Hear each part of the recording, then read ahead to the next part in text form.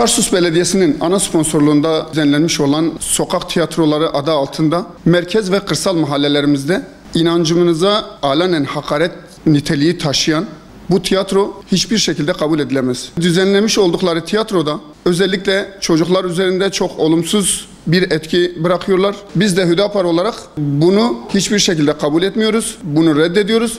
Burada özellikle aile kurumuna alenen bir saldırı var.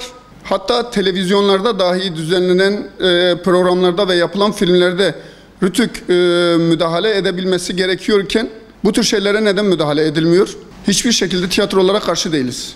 Tiyatrolara ayrılan bütçelere de karşı değiliz. Ama bugün ülkemizin özellikle geçtiği ekonomik buhrandan dolayı halkın parasını bu tür tiyatrolara, özellikle halkın değerlerine hakaret edilen bu tiyatrolara harcamasına kesinlikle biz olumlu bakmıyoruz ve buna karşıyız.